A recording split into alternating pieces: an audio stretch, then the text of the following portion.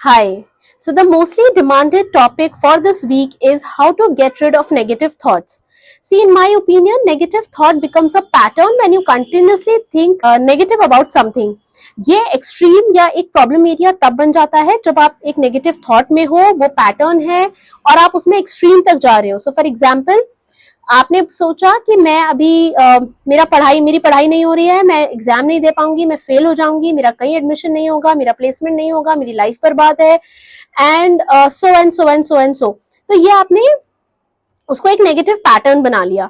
अभी ये एक्सट्रीम है. This is not okay. What is okay is that I am not studying, I may fail, या मेरे marks कम आएंगे, ये 2 टॉपिक मुझे नहीं आते, मैं टॉप नहीं कर पाऊंगी, या एक 70-80% तक भी नहीं पहुंच पाऊंगी. So that is fine. That gives you huge stress to study further.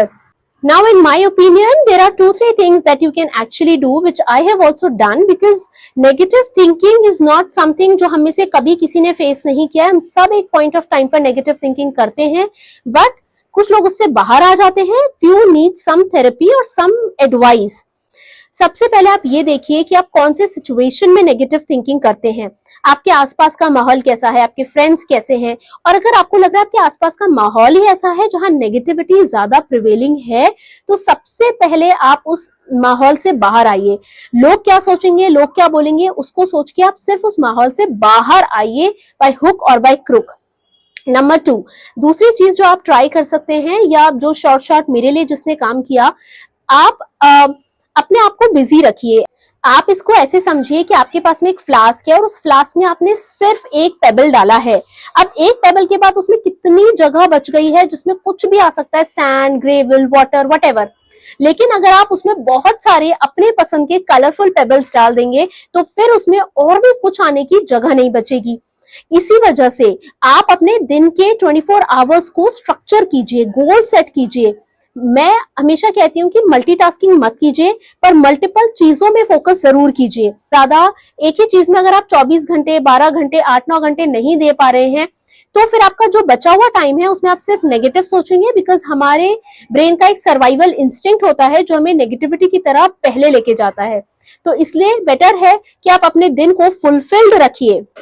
What all that you can do in a day, आप जिम जा सकते हैं, योगा कर सकते हैं, वॉक कर सकते हैं, बुक रीडिंग कर सकते हैं, नॉवेल लिख सकते हो.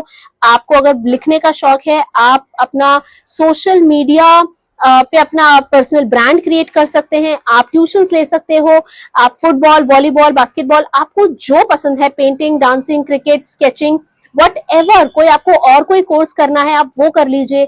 जो भी चीज आप कर रहे हो एट मोमेंट, देखिए कि आपका बिगर एस्पेक्ट लाइफ का क्या है. प्रोफेसर हो आप, 9 to 5 जॉब में हो, जो भी आपका, या फिर आप एक एजुकेटर हो, या फिर आप एक स्टूडेंट हो, तो जो भी चीज आपका, जो भी लाइफ का बिगर एस्पेक्ट है, उसके साथ 1 या 2 जितने आप अपने शेड्यूल में फिक्स कर सकते हैं वो चीजें आप फिक्स कीजिए, so that your mind is always busy with doing something.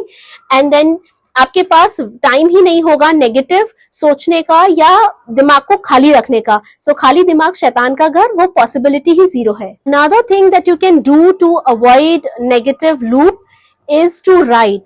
Journaling, trust me, everybody says this, but literally I have tried this and it has worked wonders. जब आप journaling करते हैं, when you write your gratitude specially, तो आपके negative thought patterns genuinely रुकते हैं. Because when you are grateful to a lot of things, आपका brain positive thinking की तरफ चलता है, उसे आदत होती है एटलीस्ट पॉजिटिव सोचने की एंड ग्रेटफुल होने की बहुत सारी ऐसी चीजों के लिए विच वी अदरवाइज अवॉइड और which we otherwise do not even care for.